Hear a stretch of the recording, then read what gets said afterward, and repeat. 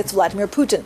This, of course, has left European officials feeling blindsided, with concerns being raised about their ability to shoulder the cost of supporting Kyiv through negotiations and rebuilding Ukraine's military. Well, I'm delighted to be joined by Anja Manuel, former diplomat and executive director now of the Aspen Security Forum. Anja, as always, thank you so much for trying to make us smarter on all of the diplomacy that's going on behind the scenes. Do you worry? Is this a historic moment for cooperation between the U.S. and Europe? This is a historic moment. It may not be cooperative immediately, but I do think you need to, everyone should take a step back here at the Munich Security Conference, and instead of focusing on the minute-by-minute headlines coming out of Washington, and I understand there are a lot of them, focus on the trends that are consistent. And I'd give you three important ones. One, from previous presidents to Biden to now President Trump, there has been a call by Americans to say our allies must do more. We cannot do these long, faraway wars by ourselves. The American people are sick of it. We're going to need the allies to step up. That's okay. Trump may say it less diplomatically, but it's a trend that continues. So that's one. Two, our southern border needs to be secure. Immigration has really become an issue. It's now a bipartisan issue. So to the extent that you hear the president talk about immigration issues, those things are going to be ongoing. And three, I know there's a lot of talk about Russia here. China is front of mind for a lot of people in foreign policy circles in the United States, and continues to be a bipartisan, fairly hawkish consensus on China. There's real worries that under Xi Jinping, China has become increasingly authoritarian, increasingly pushing out of its boundaries in a way that worries all of us. And there's very clear anxiousness amongst European leaders that actually the U.S. with Russia will redraw the map. And this is being zoned in on when it comes to Ukraine. We're seeing conflicting messages, frankly, from the Trump administration, depending on who you speak to. Does it take time for real policy to come through? Like, how do you cut through the noise? Yeah, every administration, the beginnings of an administration are really complicated. No one is in their seats yet. There are a lot of really good people that are going into the Trump foreign policy establishment. Marco Rubio, head of CIA, Mike Waltz, who's running the National Security Council, Keith Kellogg, who's here leading on Ukraine.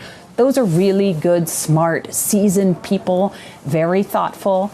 The president is someone who likes to make big announcements and then see if a deal can get done. So I think you're seeing here a lot of announcements being made, but behind the scenes, I think you'll see some more careful and thoughtful diplomacy. We're also expecting at 2 p.m. the speech by J.D. Vance. It's very difficult to know what's in it. But again, there's a murmur in the corridors at the Munich Security Conference that it will be more like a wrecking ball. Can Europe and NATO still count on the U.S. as a key ally? Of course you can count on the United States as a key ally, but alliances are a real partnership. And I think president after president has said, look, we're spending 3.5% of our GDP on military. European countries, we've gotten more countries to 2%, but boy, we're not quite where we need to be. So the Trump administration will say it more aggressively than maybe a previous administration would have. But the sense remains the same, that if it's going to be an alliance and a partnership, it needs to be a true partnership. Anja, I know you spend a lot of time trying to understand China's thinking in all of this. How are they looking at this conversation between Russia and the U.S.? How are they looking at Ukraine and the Middle East? Well, I wouldn't want to speak for the Chinese. They're here. I'm sure you'll be interviewing them. When Chinese officials have spoken to me in the last few weeks, trying to figure out how to approach this new administration, I have said what I would say here, which is help us. You know, there doesn't need to be a war in Ukraine that's killing hundreds of thousands of people. China is a big power on the world stage. They can use that power for good.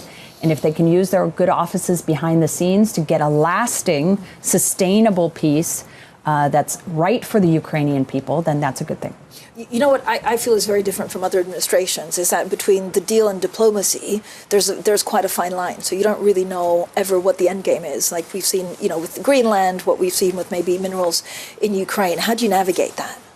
I think in all of these pronouncements, there's a core element of truth.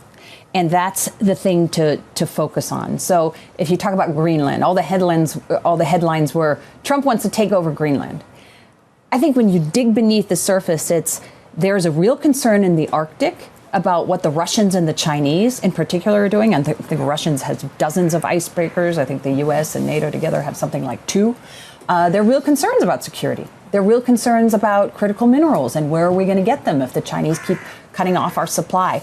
So if you look instead of where the ball is bouncing, but where the broad trajectory is, I think we can get to some reasonable solutions. Where do you think Europe can actually either push back or negotiate? You know, this is a region that is extremely splintered. Yes. You have elections in a couple of weeks in Germany. France is also kind of on the brink. How difficult is it going to be to have a united front? It is difficult, but I hope we don't see it as a U.S. front versus a Europe front. I think we are often separated by the tyranny of petty differences. There's so much that the U.S. and Europe have in common, even with the Trump administration, which I know is difficult for some Europeans. But if you look at, for example, I gave you 3 big trends that are consistent. A fourth one is technology is going to continue to be front and center. J.D. Vance comes from the technology world. A lot of people going into the Trump administration come from that world. And there's an area where the U.S. and Europe could do more to collaborate, building out these data centers, building out the AI ecosystem that we all need, the U.S. and Europe together. And do you think on AI, it's going to be a real race between the U.S. and China, especially after the news a couple of weeks ago on DeepSeek? That is the current race. There are a lot of others. I live out in Silicon Valley, so I see this up close. Wow, this technology is moving really quickly. It's moving really quickly in the U.S., in the Middle East, in China, in France, in certain ways. So I wouldn't count Europe out of all this. And this isn't going to be a have and have-nots. This technology is going to be diffused to everyone and help everyone. The question for me is, how can we do it at speed, at scale, but also making sure we have really basic safeguards, like just the national security safeguards to ensure that AI doesn't intersect with bioweapons, chemical weapons, cyber in a way that makes us less safe. But was DeepSeek, I mean, the timing of DeepSeek was actually quite convenient. Was it almost a message, a political message, a geopolitical message, because it's open source and it's kind of saying like, hey, don't disregard China right now? Interesting. Look, I don't know. What I've heard from Chinese friends and Chinese sources is that this wasn't a big Chinese government push to have DeepSeek. I think they were as surprised as the rest of the world was.